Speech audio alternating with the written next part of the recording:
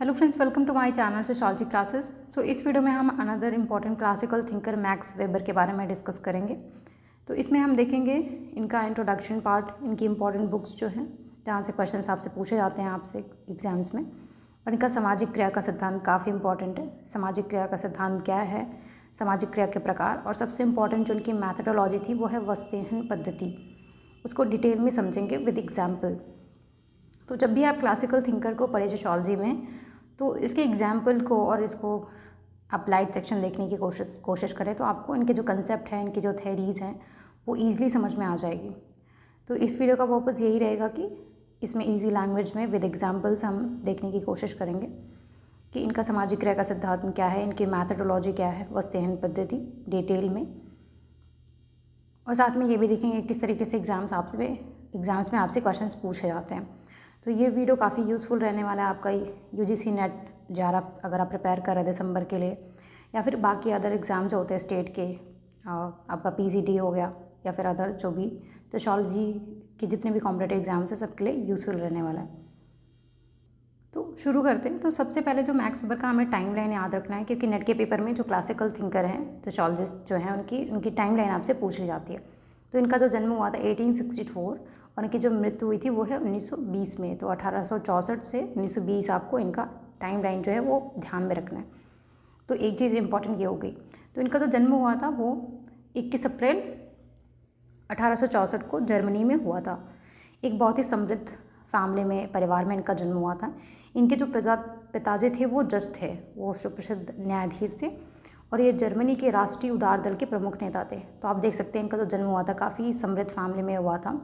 तो इस रीजन से जो इनकी शिक्षा थी वो काफ़ी अच्छे तरीके से हुई। इनकी प्रारंभिक शिक्षा, उसके बाद से इनकी उच्च शिक्षा काफ़ी अच्छी रही। इन्होंने अपनी प्रारंभिक शिक्षा हीडलबर्ग यूनिवर्सिटी से की और वहीं से इन्होंने कानून की शिक्षा इन्होंने लॉ का अध्ययन किया था।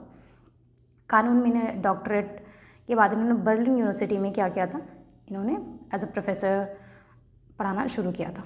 इनका जो निधन हुआ था 1920 में। तो सबसे इम्पॉर्टेंट इनके इंट्रोडक्शन पार्ट में आपको ये देखना है, इनका जो जन्म हुआ था वो 21 अप्रैल 1864 को जर्मनी में हुआ था। जर्मनी के म्यूनिक में, आप चाहें तो याद कर सकते हैं। उनकी जो डेथ हुई थी वो 1920 में हुई थी। और इनका जो एजुकेशनल बैकग्राउंड रहा है काफ़ी रिच रहा था। ये एक बहुत ही वेल एजुकेटेड थिंकर है और इन्होंने अर्थशास्त्र भी पढ़ा है, इन्होंने समाजशास्त्र भी पढ़ा है, इन्होंने लॉ भी पढ़ा है। तो आप देखिए काफ़ी मल्टी टैलेंटेड रहे हैं। इनका जो एजुकेशनल बैकग्राउंड रहा है वो काफ़ी स्ट्रॉन्ग रहा है। तो एक अर्थशास्त्री भी थे, ये समाजशास्त्री भी थे और ये कानूनविद भी थे। तो इनके बारे में ये इंपॉर्टेंट चीज़ें आपको याद रखनी है यहाँ पे इंट्रोडक्शन पार्ट में। अब देखते हैं, इन्हें आधुनिक समाजशास्त्र के संस्थापकों में से एक माना जाता है। तो ये सोशियोलॉजी के क्लासिकल थिंकर रहे हैं, जैसे August Comte, Emmanuel Durkheim, Spencer, Max Weber, ये काफ़ी इंपॉर्टेंट थिंकर्स हैं। तो इनकी थेरी सोशियोलॉजी का कोई भी एग्जाम्स हो, क्लासिकल थिंकर से आपसे क्वेश्चंस पूछे ही जाते हैं, तो काफ़ी इंपॉर्टेंट हो जाती हैं। तो वेबर का क्या कहना था, जैसे बाकी समाजशास्त्री जैसे इमानुएल दुर्खीम, इन्होंने कहा कि समाजशास्त्र की सबकी जो भी थिंकर्स रहे उन्होंने समाजशास्त्र की अपनी एक विषय वस्तु बताई है कि जैसे दुर्खीम ने कहा कि समाजशास्त्र के विषय जो क्या है वो सामाजिक तथ्य है। इसी प्रकार वेबर ने भी कहा कि जो समाजशास्त्र की विषय वस्तु क्या है वो है सामाजिक क्रियाओं का अध्ययन करना। तो सामाजिक क्रिया क्या है वो आगे हम डिटेल में देखेंगे, बट इनका जो मानना था कि समाजशास्त्र जो है वो सामाजिक क्रियाओं का अध्ययन करना, उसका अर्थ समझना, उनके कारण और प्रभावों का अध्ययन करना है, ये समाजशास्त्र का उद्देश्य है। तो ये चीज़ आप ध्यान में रखिएगा। अब मोस्ट इंपॉर्टेंट जो पार्ट है वो देखते हैं, इनकी जो इंपॉर्टेंट बुक्स रही हैं। क्वेश्चंस यहाँ से आपसे पूछे ही जाते हैं, तो आपसे बिल्कुल भी स्किप मत करिएगा। तो इनकी जो पहले बुक है वो है, देखेंगे, वो है the Protestant ethics and the spirit of capitalism. काफ़ी इंपॉर्टेंट ये पूछी गई है। ये है 1905। The religion of India 1916, religion of China 1916। ये दोनों बुक का नाम एक ही ईयर है इनका। The theory of the social and economic organization 1922। अब देखिए द सिटी काफ़ी इंपॉर्टेंट एग्जाम में पूछी गई है, मोस्ट इंपॉर्टेंट है, आप इसको कई स्टार कर लीजिएगा, द सिटी 1922। नेक्स्ट इनकी बुक है the methodology of social science. Next है general economic history, the rational and social foundation of music. तो इनकी इंपॉर्टेंट जो बुक है, स्टार्टिंग की जो बुक है काफ़ी इंपॉर्टेंट है। जो पहली है वो the the Protestant ethics and spirit of capitalism and religion of India, religion of China, the theory of social and economic organiser, the city, इसमें से मोस्ट इंपॉर्टेंट है। तो नेट के पेपर में आपसे कैसे क्वेश्चंस पूछे जाएगा कि या तो सिंगल फॉर्म में रहेगा कि आपसे पूछ लिया जाएगा the Protestant ethics and spirit of capitalism किसकी बुक है, ये आपको ऑप्शन में रहेगा मैक्स वेबर। या तो जो क्लासिकल थिंकर हैं उनका अभी एक ट्रेंड ये है कि आपको इनके 2-3 बुक्स का नाम दे दिया जाएगा, आप उससे कहा जाएगा कि आप उसको सीक्वेंस में अरेंज करिए कि पहले इन्होंने कौन सी बुक लिखी थी, उसके बाद कौन सी, उसके बाद कौन सी, ठीक है। तो आपको क्या याद रखना है कि जो 2-3 बुक इंपॉर्टेंट है स्टार्टिंग की उसे देख लीजिएगा और लास्ट की जो इम्पॉर्टेंट बुक है वो याद कर लीजिएगा, तो क्वेश्चन ऐसे सॉल्व हो जाएंगे। जैसे जो पहले इन्होंने बुक लिखी थी 1905 में, the Protestant ethics and the spirit of capitalism, उसके बाद the religion of India, the religion of China, इतनी आप ध्यान रख सकते हैं याद। और जो इनकी मोस्ट इंपॉर्टेंट बुक है द सिटी 1922 में लिखी थी। तो 2-3 बुक का अगर ईयर आपको याद रहेगा तो आपसे क्वेश्चन हो जाएंगे सॉल्व। तो आई होप ये आपको क्लियर हो गया होगा। अब देखते हैं इनका मैक्स वेबर का सामाजिक क्रिया का सिद्धांत, काफ़ी इंपॉर्टेंट है, आपसे पूछा जाता है कि सामाजिक क्रिया का सिद्धांत। सबसे पहले तो फैक्चुअल क्वेश्चन के फॉर्म में जैसे पीजीटी में आपसे पूछा जाएगा कि सामाजिक क्रिया का सिद्धांत किसने दिया, तो ये मैक्स वेबर का रहा है। अब आपका नेट के पेपर में जो है वो डिटेल में आपसे पूछेगा कि सामाजिक क्रिया क्या है, या फिर सामाजिक क्रिया में इन्होंने कौन सी पद्धति का प्रयोग किया था, मैथडोलॉजी, या फिर वस्तुहीन पद्धति क्या है।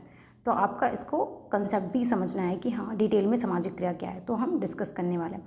सामाजिक क्रिया का सिद्धांत समझने से पहले हम ये समझ लें कि सामाजिक क्रिया है क्या। तो देखते हैं सामाजिक क्रिया क्या है। तो वेबर कहते हैं कि जो मानव व्यवहार होते हैं वो 2 प्रकार के होते हैं, एक तो जो अर्थपूर्ण उद्देश्यपूर्ण होते हैं और एक जो जिनका कोई अर्थ नहीं होता। तो समाजशास्त्र में क्या होता है, वे मानव व्यवहार, समाजशास्त्र में किसका अध्ययन किया जाता है, जो अर्थपूर्ण मानव व्यवहार होते हैं। तो ये कहते हैं कि वे मानव व्यवहार जो अर्थपूर्ण उद्देश्यपूर्ण और बोधपूर्ण होते हैं, जो सोच समझकर किए जाते हैं, उन मानव व्यवहारों को सामाजिक क्रिया के अंतर्गत रखा जाता है। तो यही जो है ये सामाजिक क्रिया है। तो सामाजिक क्रिया वेबर के अकॉर्डिंग क्या है कि वे मानव व्यवहार जो अर्थपूर्ण, उद्देश्यपूर्ण और बोधपूर्ण होते हैं, जो सोच समझकर संपादित किया जाता है, वो है सामाजिक क्रिया। अब इन्हीं सामाजिक क्रियाओं का अध्ययन किया जाता है समाजशास्त्र में। ये कहते हैं कि इन्हीं सामाजिक क्रियाओं का अध्ययन समाजशास्त्र में किया जाता है और ये कहते हैं कि समाजशास्त्र सामाजिक क्रियाओं का अर्थपूर्ण, बोधपूर्ण अध्ययन करने वाला विषय है। तो इस स्टेटमेंट को आप ध्यान में रखिएगा। ये आपसे स्टेटमेंट ऐसे पूछ लिया जाता है कि या किसका कथन है कि समाजशास्त्र सामाजिक क्रियाओं का अर्थपूर्ण एवं बोधपूर्ण अध्ययन करने वाला विषय है, तो ये मैक्स वेबर का। तो आई होप आपको क्लियर हो गया होगा कि सामाजिक क्रिया क्या है। अब इन्हीं सामाजिक क्रियाओं का अध्ययन करने के लिए समाजशास्त्र में वेबर ने एक मैथडोलॉजी यूज़ की थी, एक पद्धति का इस्तेमाल किया था जिसे बोलते हैं वस्तुहीन पद्धति, इसको समझ बोलते हैं। तो जो वस्तुहीन है ये जर्मनी का एक शब्द है जिसका अर्थ होता है समझ। इसको हम आगे डिटेल में डिस्कस करेंगे वस्तुहीन पद्धति क्या है। बस अभी ये जान लेते हैं कि हाँ इन्होंने सामाजिक क्रियाओं का अध्ययन करने के लिए वस्तुहीन पद्धति का इस्तेमाल किया था। वस्तुहीन पद्धति क्या है, ये कहते हैं कि किसी व्यक्ति के दृष्टिकोण से कि कोई इंडिविजुअल, कोई पर्सन क्या है, वो कैसे सोचता है किसी भी चीज़ के बारे में, किसी भी घटना के बारे में, उसका गहन अध्ययन करना ही जो है वो वस्तुहीन पद्धति कहलाती है। वही इसी तरीके से हम सामाजिक क्रिया का अध्ययन कर सकते हैं। आगे हम डिटेल में डिस्कस करेंगे तो आपको समझ में आ जाएगा। और मेनली यही कहने का मतलब था कि सामाजिक क्रिया क्या है, यहाँ पे ये समझना कि सामाजिक क्रिया क्या है। अब वेबर कहते हैं कि सामाजिक क्रिया के पीछे के अर्थ को जानने के लिए 2 प्रकार से हम जान सकते हैं उसके अर्थ को। सामाजिक क्रिया के पीछे के जो अर्थ है उसे हम कैसे समझ सकते हैं, वस्तुहीन पद्धति के द्वारा उसको 2 प्रकार से समझ सकते हैं। एक है प्रत्यक्ष समझ द्वारा, एक है व्याख्यात्मक समझ द्वारा। तो प्रत्यक्ष समझ ये कहते हैं कि ये डायरेक्ट ही होता है कि जैसे हमने किसी को देखा और हमने उसका डायरेक्ट सीधा अर्थ निकाल लिया। जैसे किसी को लकड़ी काटते हुए देखा तो हम ये कहते हैं कि हाँ वो लकड़ी काट रहा होगा, तो ये बस देख के कि हमने देखा वो लकड़ी काट रहा है और हमारे मन में ये अर्थ निकाल लिया कि वो लकड़ी काट रहा। बस प्रत्यक्ष देख के प्रत्यक्ष बस समझ जाना और चीज़ों को बहुत गहराई से नहीं समझना, यही है प्रत्यक्ष समझ। अब देखते हैं कि व्याख्यात्मक समझ क्या होती है, यही इंपॉर्टेंट है। वेबर इसी की बात करते हैं कि सोशियोलॉजी में सामाजिक क्रिया का व्याख्यात्मक समझ के द्वारा ही अध्ययन करना चाहिए। इसमें ये कि हम डिटेल में जाएंगे, देखेंगे कि कि जो व्यक्ति लकड़ी काट रहा है वो क्यों काट रहा है, उसको क्या ज़रूरत है लकड़ी काटने की, उसको कोई काम है या फिर उसको कोई गुस्सा आ रहा है या फिर बस उसको ऐसे ही लकड़ी काटने में एंजॉय कर रहा है। तो वेबर यही कहते हैं कि हमें व्याख्यात्मक समझ से समझना होगा सामाजिक क्रियाओं का, कि तभी हम जो है वो समाज का अच्छे से अध्ययन कर पाएंगे। तो आई होप ये आपको क्लियर हो गया होगा कि ये सामाजिक क्रियाओं को जानने के लिए इन्होंने 2 प्रकार की बात की, कैसे समझा जा सकता है सामाजिक क्रियाओं को 2 तरीके से। एक है प्रत्यक्ष समझ और दूसरा है व्याख्यात्मक समझ। तो प्रत्यक्ष समझ मतलब देख के ही हमने अर्थ निकाल लिया कि हाँ वो ऐसा कर सकता है, हमने उसकी गहराई में जानने की कोशिश नहीं की कि वो ऐसा क्यों कर रहा है, ऐसा किस लिए, उसके पीछे का कारण क्या है। लेकिन व्याख्यात्मक समझ में क्या होता है कि हम डिटेल में जानने की कोशिश करते हैं कि वो ऐसा क्यों कर रहा है, उसके पीछे का क्या कारण रहा होगा। जब हम बहुत ही गहराई से जानने की कोशिश करते हैं तो यही है व्याख्यात्मक समझ। आई होप ये क्लियर हो गया होगा। अब वेबर जो है वो सामाजिक क्रियाओं के प्रकार की बात करते हैं, काफ़ी इंपॉर्टेंट है। तो आप तो फैक्चुअल क्वेश्चन के फॉर्म में आपको रखना है, याद रखना है कि कौन कौन सी इनकी सामाजिक क्रिया। एक है तर्क संगत उद्देश्यपूर्ण सामाजिक क्रिया, और दूसरी है इनकी तर्क संगत मूल्य आधारित क्रिया है, तीसरी है पारंपरिक क्रिया और चौथी है भावनात्मक क्रिया। तो तर्क संगत उद्देश्यपूर्ण, तर्क संगत मूल्य आधारित, पारंपरिक क्रिया और भावनात्मक क्रिया, इनकी 4 आपको सामाजिक क्रियाएं याद रखनी है। अब ये क्या है, बहुत ही ईजी है, देख लेंगे क्या है। तो तर्क संगत उद्देश्यपूर्ण क्रिया क्या है, इसमें क्या है कि किसी लक्ष्य को प्राप्त करने के लिए तर्क संगत साधन का उपयोग किया जाता है। जैसे कि नौकरी के लिए आवेदन करना, तो नौकरी प्राप्त करना एक उद्देश्यपूर्ण क्रिया है, अब उसके लिए आवेदन करना एक तर्क संगत क्रिया है, ठीक है। तो तर्क संगत उद्देश्यपूर्ण क्रिया में क्या होता है कि किसी लक्ष्य को प्राप्त करने के लिए तर्क संगत साधनों का प्रयोग करना, यही है तर्क संगत उद्देश्यपूर्ण क्रिया। अब दूसरा देखते हैं, वो है तर्क संगत मूल्य आधारित क्रिया क्या है। तो इसमें क्या कहते हैं, मूल्य और सिद्धांतों पर आधारित होती है, जैसे धार्मिक अनुष्ठान करना, ईमानदार रहना। तो ये जो सामाजिक मूल्य होते हैं उस पर आधारित जो कार्य होते हैं वो है तर्क संगत मूल्य आधारित क्रिया। और पारंपरिक क्रिया क्या होती है, इसमें जो हमारी परंपराएं होती है, सामाजिक परंपराएं, रीति रिवाज, आदतें, ये सारी क्रियाएं सम्मिलित होती है। जैसे हर रविवार को मंदिर जाना या फिर सोमवार का व्रत रहना, तो ये सारी क्रियाएं जो होती है वो पारंपरिक क्रियाएं हैं, नाम से ये पारंपरिक क्रिया। भावनात्मक समझ ये होती है कि जो क्रियाएं होती हैं भावनाओं पर आधारित होती हैं, वो भावनात्मक, इसमें भावनात्मक क्रियाएं आती हैं, जैसे कि गुस्से से चिल्लाना या फिर खुश होना, तो इसमें भावनात्मक क्रियाएं होती हैं जिसमें जो भावनाओं पर आधारित होती है। तो आई होप ये क्लियर हो गया। ये नाम से ही इनके आप समझ सकते हैं कि इनका क्या अर्थ है। तो आपको इनकी 4 सामाजिक क्रियाओं के नाम याद रखने हैं। पहली चीज़ ये कि तर्क संगत उद्देश्यपूर्ण क्रिया, दूसरी जो है वो तर्क संगत मूल्य आधारित क्रिया, तीसरी है पारंपरिक क्रिया और चौथी है भावनात्मक क्रिया। तो आपसे फैक्चुअल क्वेश्चन के फॉर्म में ऐसे पूछ सकता है कि निम्नलिखित में से कौन सी वेबर की सामाजिक क्रियाओं में से कौन सा एक नहीं है, या फिर इन्होंने जो 4 प्रकार की दी है वो आपको स्टेटमेंट फॉर्म में ऐसे पूछ सकता है, कंसेप्चुअल क्वेश्चन के फॉर्म में भी। तो वेबर का यही मानना था कि जो सामाजिक क्रिया है वो समाजशास्त्र का केंद्रीय विषय है। समाजशास्त्र में किसका अध्ययन किया जाता है, समाजशास्त्र की विषय वस्तु क्या है, तो है सामाजिक क्रिया। ये कहते हैं सामाजिक क्रियाओं को समझकर ही समाज के कामकाज और संरचना का बेहतर ढंग से समझ सकते हैं। तो ये सामाजिक क्रियाओं पे बहुत ही फोकस करते हैं कि हाँ समाजशास्त्र का जो अध्ययन वस्तु है, जो समाजशास्त्र की विषय वस्तु है वो है सामाजिक क्रिया, और इन्हीं सामाजिक क्रिया को समझ करके समाज के जो संरचना है उसे बेहतर तरीके से समझा जा सकता है। तो आई होप ये आपको क्लियर हो गया सामाजिक क्रिया क्या है, सामाजिक क्रिया के प्रकार क्या हैं, और समाजशास्त्र में वेबर ने समाजशास्त्र की विषय वस्तु सामाजिक क्रिया को माना है। अब हम कुछ इंपॉर्टेंट फैक्ट देखेंगे, उससे पहले हम देखते हैं इनकी वस्तुहन की पद्धति क्या है। तो इनका हमने आगे भी थोड़ा सा डिस्कस किया था, यहाँ पे डिटेल में डिस्कस करेंगे इनकी वस्तुहन पद्धति।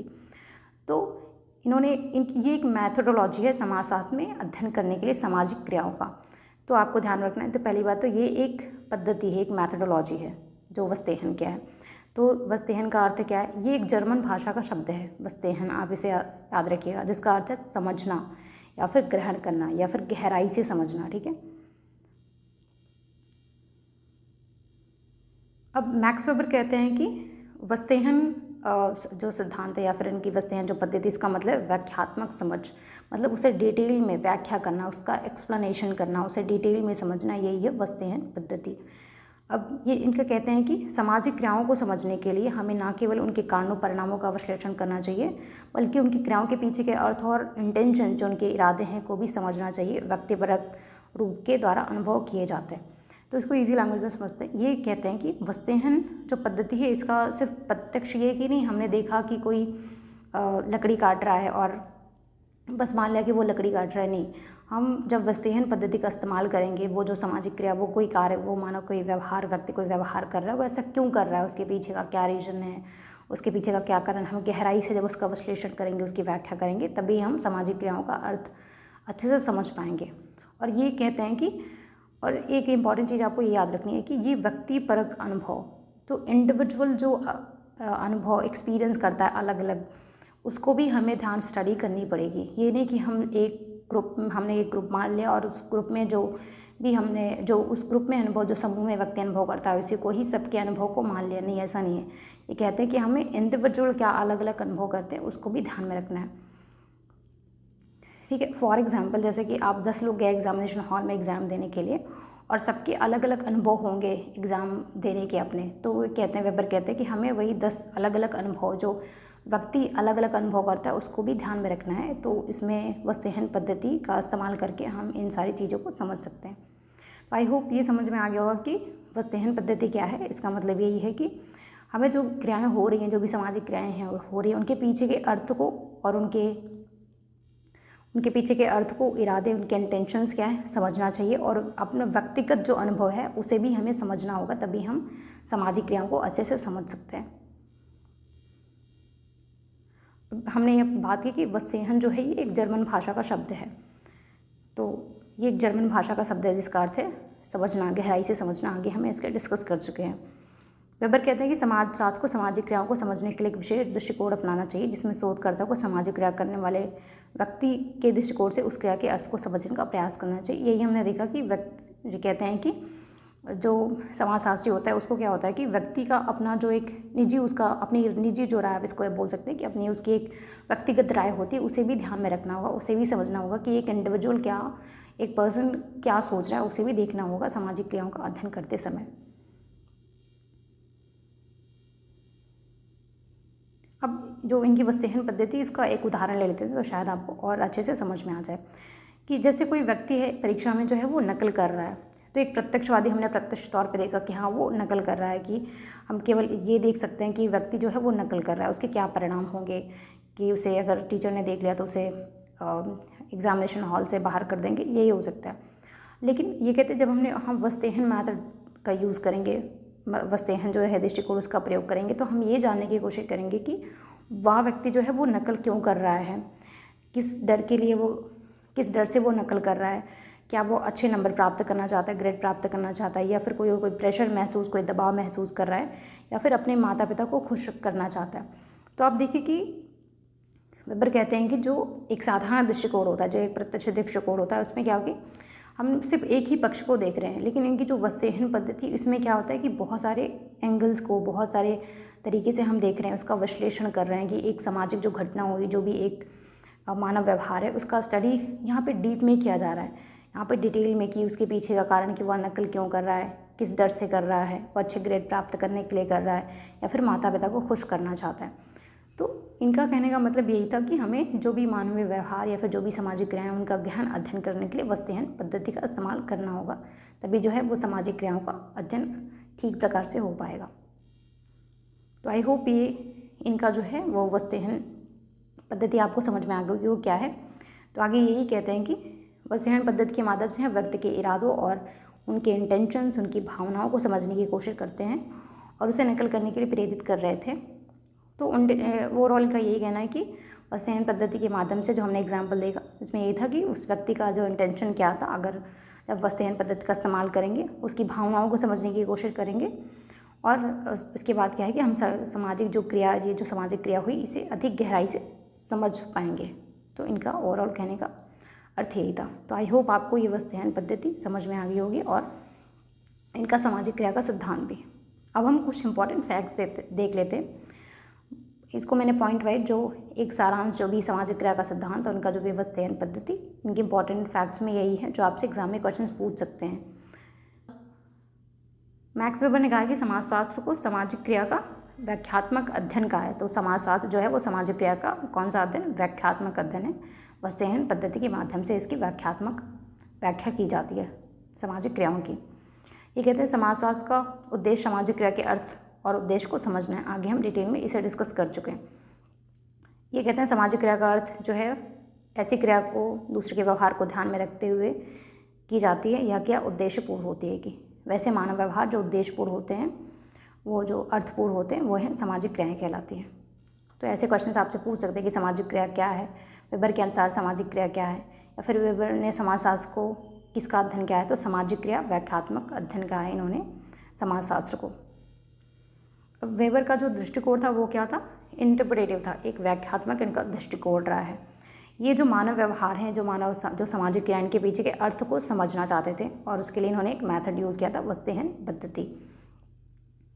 ये कहते हैं सामाजिक क्रिया के लिए अर्थ महत्वपूर्ण होता है।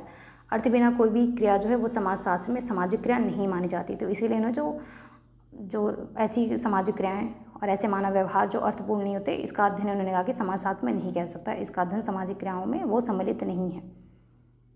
अब वेबर कहते हैं कि सामाजिक क्रिया का सिद्धांत व्यक्तिवादी दृष्टिकोण पर आधारित होना चाहिए कि व्यक्ति की अपनी निजी राय क्या है, उसकी अपनी पर्सनल थिंकिंग क्या है, इस पर भी ये काफ़ी फोकस करते हैं। तो ये कहते हैं कि व्यक्ति का जो व्यक्तिगत दृष्टिकोण है उसके भी अर्थ को हमें समझना होगा सामाजिक क्रियाओं के अध्ययन में। वेबर कहते हैं कि सामाजिक संरचनाओं को समझने के लिए सामाजिक क्रिया का अध्ययन करना आवश्यक है, यह समाज की बुनियादी इकाई है। तो इसको मैंने ऐसे ही पॉइंट वाइज इसलिए लिख दिया कि ताकि आपसे एग्जाम में ऐसे क्वेश्चंस पूछे जाते हैं फैक्चुअल या फिर आपसे स्टेटमेंट वाइज, तो क्वेश्चन आपको इजीली समझ में आ गया। थिंकर्स को समझना थोड़ा सा डिफिकल्ट होता है, मुश्किल होता है। मैंने फिर भी इजी लैंग्वेज में आपको समझाने की कोशिश की विद एग्जाम्पल। अगर फिर भी आपको समझ नहीं आए तो आप कॉमेंट सेक्शन में पूछ सकते हैं। इनकी जो पद्धति थी हमने बात कर ली थी, वो है वस्तुहन पद्धति। तो हमने जो इम्पोर्टेंट चीज़ें थी डिटेल में इन्हें डिस्कस कर लिया है। अगर आप फिर भी आपको कोई डाउट है तो आप पूछ सकते हैं। और अगर फिर सोशियोलॉजी के किसी भी कोर्स में एडमिशन लेना चाहते हैं आप, जो जैसे नेट JRF PGT या सिस्टम प्रोफेसर या फिर कोई टेस्ट सीरीज ज्वाइन करना चाहते हैं, इंटरेस्टेड हैं, तो इस नंबर पे कांटेक्ट कर सकते हैं आप मुझे, व्हाट्सएप या फिर कॉल कर सकते हैं। Thank you.